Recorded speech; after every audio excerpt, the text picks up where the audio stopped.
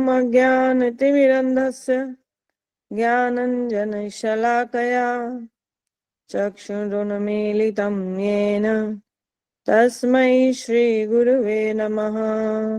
श्रीजीवप्रकटीकृतं राधालिङ्गितविग्रहं राधादामोदरं वन्दे श्रीजीवजीवितेश्वरम्। जय श्री कृष्ण चैतन्य प्रभु नित्यानंद श्री अद्वैत गदाधर श्रीवासादि गौर भक्त वृंद। हरे कृष्ण कृष्ण कृष्ण हरे हरे, हरे राम राम राम हरे हरे। आज का प्रवचन श्री गीता माला श्लोक संख्या 16 पर किया जाएगा, जो कि श्रीमद् भगवत गीता के चौथे अध्याय का 14 नंबर श्लोक है। श्लोक इस प्रकार है। न माम कर्माणि लिम्पन्ति न मे कर्म फले स्पृहा इति माम योऽभिजानाति कर्म भी न सबध्यते। भगवान श्री कृष्ण कहते हैं, समस्त कर्म मुझे लिप्त अथवा आसक्त नहीं कर सकते, क्योंकि कर्म फल में मेरी स्पृहा नहीं होती है। जो मुझे इस प्रकार से जान लेता है वह भी कर्मों से नहीं बंधता। इस श्लोक में भगवान श्री कृष्ण ने अपनी स्थिति बताई है। भगवान कहते हैं, मैं या मेरा कोई भी स्वरूप कर्म बंधन में नहीं है। जैसे इस संसार में अच्छे कर्म का अच्छा फल भोगने के लिए जन्म लेना पड़ता है और बुरे कर्म का बुरा फल भोगने के लिए इस संसार में जन्म लेना पड़ता है।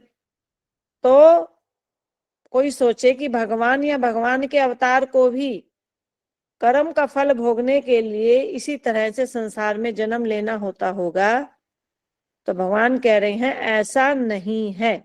भगवान या भगवान के किसी अवतार को अपने कर्म का फल भोगने के लिए इस संसार में जन्म नहीं लेना पड़ता। भगवान को कर्म बंधन नहीं होता। कोई सोच सकता है कि श्री कृष्ण कितने सारे राक्षसों को मारते हैं, श्री कृष्ण युद्ध करते हैं, इतनी सारी सेनाओं का वध करते हैं, जरासंध को भगवान ने अनेकों बार हराया, कहीं कहीं अक्षौहिणी सेना भगवान ने वध की, तो भगवान ने तो बहुत सारा पाप कमा लिया होगा और उन्हें इस पाप का दंड भोगने के लिए संसार में आना पड़ेगा। बोलो हरे कृष्णा।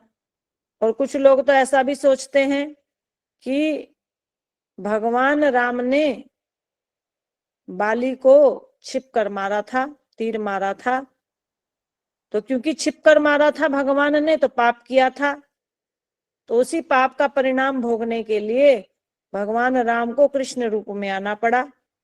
और जैसे भगवान राम ने बाली को छिप कर मारा, वह बाली अगले जन्म में जरा नामक शिकारी बना, तो जरा नामक शिकारी ने अपना बदला ले लिया। तो जो ऐसा लोग सोचते हैं वह अज्ञानता में है। तो भगवान के बारे में क्या सोचते हैं कि भगवान ने तो बहुत लोगों का वध किया, उन्हें तो बहुत पाप लग गया, तो पाप का दंड भोगने के लिए संसार में उन्हें जन्म लेना होता है। तो संहार तो तमोगुण के कारण होता है। तो सोचते हैं कि श्री कृष्ण में तमोगुण है, तभी तो संहार कर रहे हैं। श्री कृष्ण अपने भक्तों को, अपने सगे संबंधियों को कितना प्रेम करते हैं। प्रेम करना तो संसार में रजोगुण के कारण संभव है, तो श्री कृष्ण रजोगुणी होंगे। श्री कृष्ण लोकहित के बहुत सारे कार्य करते थे, यज्ञ करते थे। तो यज्ञ आदि कार्य तो सतोगुण में होते हैं, तो श्री कृष्ण में सतोगुण भी होगा, श्री कृष्ण में तमोगुण भी होगा, श्री कृष्ण में रजोगुण भी होगा। तो ऐसा सोचना भगवान के बारे में अज्ञानता का सूचक है। यह बात शास्त्रों से प्रमाणित होती है कि श्री कृष्ण में 3 गुण नहीं है। हरि ही निर्गुण साक्षात। हरि जो है निर्गुण है, अर्थात प्रकृति के माया के 3 गुणों से परे हैं। तो उनमें जो रजोगुण, सतोगुण और तमोगुण जो दिखाई देता है उनकी क्रियाओं में, तो वह मात्र भ्रम है। महर्षि श्री वेदव्यास जी ने श्रीमद् भागवत के प्रथम श्लोक में सत्यम परम धीमहि, परम सत्य भगवान श्री कृष्ण के लक्षण बताए हैं। क्या बताया? एक लक्षण, अनेकों अनेकों लक्षण बताए हैं, और उनमें से एक लक्षण है तेजो वारिम मृताम यथा विनिमय यत्र त्रिसर्गो अमृषा, कि भगवान में जो 3 गुण की विद्यमानता है वो मात्र भ्रम है। ऐसा प्रतीत होता है कि श्री कृष्ण में 3 गुण है, उनकी कार्यों में, उनकी लीलाओं में ऐसा प्रतीत होता है कि भगवान यज्ञ इत्यादि कार्य कर रहे हैं तो सतोगुण प्रतीत हो रहा है, भगवान अच्छे कार्य कर रहे हैं, लोगों की सहायता कर रहे हैं, लोक कल्याण कर रहे हैं तो सतोगुण प्रतीत होता है। और भगवान अपने सगे संबंधियों के संग में रहते हैं, लीलाएं करते हैं, खेलते हैं, उनके साथ प्यार करते हैं तो रजोगुण प्रतीत हो रहा है। तो तमोगुण, रजोगुण, सतोगुण की प्रतीति श्री कृष्ण में भ्रम है, ये सत्यता नहीं है। श्री कृष्ण वास्तव में निर्गुण है, हरि ही निर्गुण साक्षात। तो यह बात भगवान के बारे में सदैव ही याद रखनी होगी कि हरि निर्गुण है, उनमें 3 गुण हो ही नहीं सकते। तो भगवान के जो कार्य हैं, तो वास्तव में वह कार्य भगवान की स्वरूप शक्ति के द्वारा कराए जाते हैं। निरस्त कुहुकम, भगवान की स्वरूप शक्ति द्वारा कराए जाते हैं, प्रकृति के 3 गुणों द्वारा उनके कार्य नहीं कराए जाते। तो भगवान के द्वारा किए गए कार्य माया के द्वारा संबंधित नहीं होते, क्योंकि भगवान के जो कार्य हैं वो सतोगुण, रजोगुण, तमोगुण के कारण होते ही नहीं, इसलिए भगवान बंधन में भी कभी नहीं बंधते। तो ये प्रकृति के जो 3 गुण हैं यही बंधन का कारण है। तो जब भगवान के कार्य इन 3 गुणों के कारण होते ही नहीं, तो भगवान पर इन 3 गुणों का कोई बंधन नहीं आता। संसार में जो सतोगुणी कर्म है उन्हें पुण्य कहा जाता है, और रजोगुणी, तमोगुणी कर्मों को पाप कहा जाता है। पाप और पुण्य दोनों का फल होता है सुख और दुख। पाप का फल दुख है और पुण्य का फल सुख है। तो श्री कृष्ण या राम, इन्हें दुख सुख भोगने के लिए इस संसार में नहीं आना पड़ता, राम जी को भी नहीं आना पड़ता। बोले हरे कृष्णा। अज्ञानी मनुष्य ही ऐसा सोचा करते हैं, मिटाए नहीं मिटती कर्म की रजाई, कि कर्म का फल तो राम जी को भी भोगना पड़ा, उन्हें भी 14 वर्ष के लिए वनवास में जाना पड़ा, दुख भोगने पड़े, इतना कष्ट सहना पड़ा, माता सीता के वियोग में रहना पड़ा। तो अज्ञानी मनुष्य ऐसा सोचते हैं कि भगवान राम पर, भगवान कृष्ण पर कर्म का बंधन आता है। तो राम और कृष्ण कर्मों के बंधन से परे हैं और सुख दुख से परे हैं। भगवान का स्वरूप तो आनंदमय है, तो उन्हें दुख छू भी नहीं सकता। तो श्री कृष्ण क्या कहते हैं कि कर्म मुझे लिप्त आसक्त नहीं कर सकते, क्योंकि कर्म फल में मेरी स्पृहा नहीं है, मेरी कोई चाहना नहीं है। तो श्री कृष्ण अपने बारे में बता रहे हैं। तो भगवान श्री कृष्ण के कर्म सच्चिदानंद कर्म हैं। तो जो सच्चिदानंद कर्म होते हैं वो बांधते नहीं हैं, और जो भौतिक कर्म है, इस जगत के कर्म है, वो रजोगुण, सतोगुण और तमोगुण के कारण हैं और वह बंधन में बांधते हैं। तो भगवान कहते हैं कि मुझे कर्म आसक्त नहीं कर सकते। तो भगवान इस संसार में जो कर्म करते हैं वह लोक हित के लिए करते हैं, भक्तों के लिए करते हैं, फल प्राप्ति के लिए नहीं करते। और इस संसार में जो जीव कर्म करता है वह भोग के लिए कर्म करता है, ममतावश करता है, आसक्तिवश करता है। और भगवान जो कर्म करते हैं लोकहित के लिए कर्म करते हैं, फल की चाहना के लिए नहीं करते। क्योंकि भगवान को किसी भी प्रकार के फल की चाहना है ही नहीं। और संसार के जो सभी लोग हैं वह फल की चाहना में, ममता में, आसक्तिवश, अहंकार वश, मैं मेरा वश कर्म किया करते हैं। यदि कोई शत्रुओं का वध भी करता है तो कर्म फल के रूप में ही करता है, क्योंकि शत्रु वध हो जाएगा तो मेरा सब काम निर्विघ्न संपन्न हो जाएगा, तो फल की चाहना छिपी है। तो मनुष्य द्वारा जो किए गए कर्म हैं उनमें फल की चाहना है। तो ये जो कर्म है संस्कार रूप में मनुष्य के अंतःकरण में संचित हो जाते हैं। तो इन्हीं कर्मों के कारण ही पुनर्जन्म होता है और सुख दुख की प्राप्ति होती है। लेकिन भगवान क्या कह रहे हैं, मुझे किसी कर्म फल की कोई चाहना नहीं है, मुझे किसी वस्तु की कोई भी अपेक्षा नहीं है, क्योंकि भगवान के पास कोई भी अभाव है ही नहीं। क्योंकि भगवान तो जगत पिता हैं, जगत के स्वामी हैं, भगवान जगन्नाथ हैं। श्री कृष्ण सर्वोच्च सत्ताधारी हैं। तो जो सर्वोच्च सत्ताधारी हैं उनके पास तो किसी वस्तु का अभाव है ही नहीं, उनको कुछ चाहिए ही नहीं, कोई स्पृहा ही नहीं, कोई लालसा ही नहीं। तो इसलिए भगवान कर्मों में आसक्त नहीं होते। तो भगवान के जो कर्म है वो लोक हितार्थ होते हैं। भगवान श्री कृष्ण ने चौथे अध्याय के 9वें श्लोक में कहा है कि मेरे कर्म दिव्य हैं। दिव्य कर्म अर्थात भगवान के कर्म बंधन में नहीं डालते हैं। भगवान के जो विश्व की रचना आदि कर्म है, विश्व का सृजन, विश्व का पालन और विश्व का संहार, तो यह कार्य भगवान करते हैं। लेकिन भगवान कर्म करते हुए भी अकर्ता हैं। समझना है ध्यान से। भगवान विश्व रचना आदि कर्म करते हुए भी अकर्ता हैं। भगवान ने चौथे अध्याय के 13वें श्लोक में कहा कि अकर्ता अव्ययम, मैं अकर्ता हूं।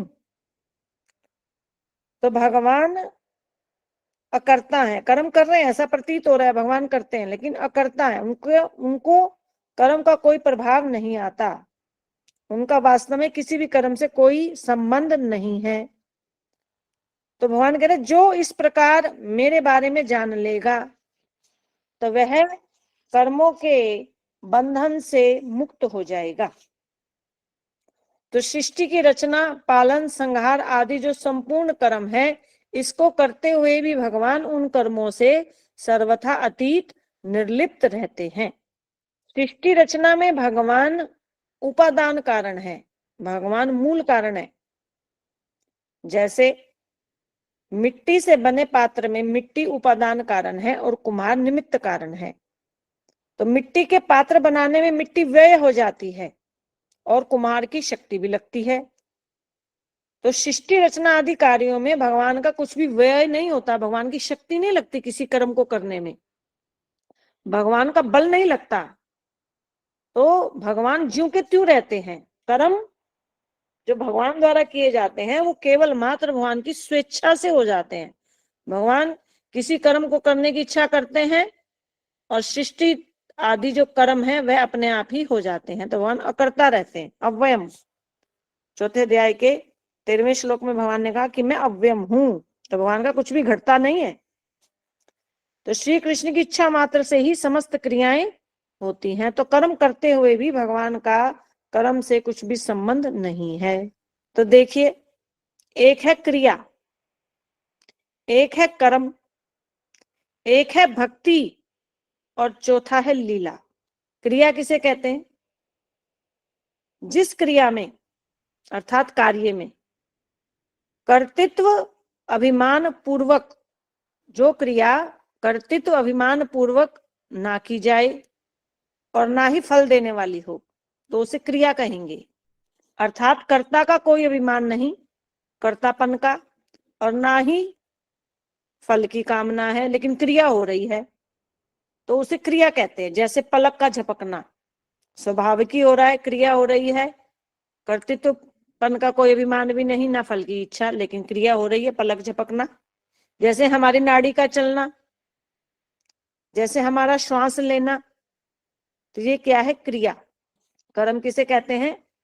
जो क्रिया कर्तृत्व अभिमान पूर्वक की जाए और अनुकूल प्रतिकूल फल देने वाली हो तो उसे कर्म कहेंगे। अनुकूल अर्थात सुख और प्रतिकूल अर्थात दुख देने वाला हो, फल की चाहना हो जिसमें, तो उसे कर्म कहते हैं। कर्म से परे है भक्ति। जो क्रिया भगवान की सेवा रूप में की जाए, भगवान की सेवा भिन्न भिन्न प्रकार से की जाती है इंद्रियों के द्वारा, तो उसे भक्ति कहते हैं। भक्ति में भी कर्म का बंधन नहीं आता, भक्ति कर्म के बंधन को काटने वाली है। तो साधना भक्ति कौन करेंगे? जो जीव जन्म मरण के चक्कर से छूटना चाहते हैं या भगवत धाम को प्राप्त करना चाहते हैं, वो भक्ति किया करते हैं। तो भक्ति भी कर्म से परे है, तो ये जीव करते हैं। और चौथा है लीला। लीला किसे कहते हैं? वह दिव्य कर्म जो माया और काल से परे हैं। तो लीला केवल भगवान और भगवान के अवतारों द्वारा ही संभव है। कोई मनुष्य लीला नहीं कर सकता, क्योंकि मनुष्य तो माया के 3 गुणों में है। तो लीला है माया और काल से परे स्वेच्छामयी कर्म। भगवान के स्वेच्छामयी कर्म लीला कहलाते हैं। लोकवत्तु लीला केवलयम। वेदांत सूत्र 2:1-33 में आता है लोकवत्तु लीला केवलयम। तो भगवान लोक कल्याण के लिए इस संसार में सामान्य नर की भांति लीला करते प्रतीत होते हैं, किंतु मनुष्यों की तरह से वह प्रकृति के 3 गुणों के बंधन में नहीं है। तो भगवान या उनके अवतारों के द्वारा जो दिव्य कर्म है वह लीला कहलाते हैं। तो भगवान कर्ता होते हुए भी अकर्ता है। तो भगवान को सुख दुख नहीं व्यापता। क्यों नहीं व्यापता? क्योंकि भगवान स्वरूपानंद से तृप्त है, परिपूर्ण है। भगवान के स्वरूप में परिपूर्ण मात्रा में आनंद है, परमानंद में परिपूर्ण है भगवान। तो इसीलिए तो भगवान ने कहा कि मुझे किसी कर्म फल में मेरी स्प्रिया नहीं है, चाहना नहीं है। क्योंकि मनुष्य क्या चाहता है? सुख। तो सुख के पीछे ही, सुख की चाहना में ही मनुष्य कर्म करता है। तो भगवान ने कहा मुझे संसारिक फल की चाहना नहीं, कोई लालसा नहीं। क्यों नहीं है भगवान की चाहना? क्योंकि भगवान स्वरूपानंद में तृप्त है, परमानंद से परिपूर्ण है।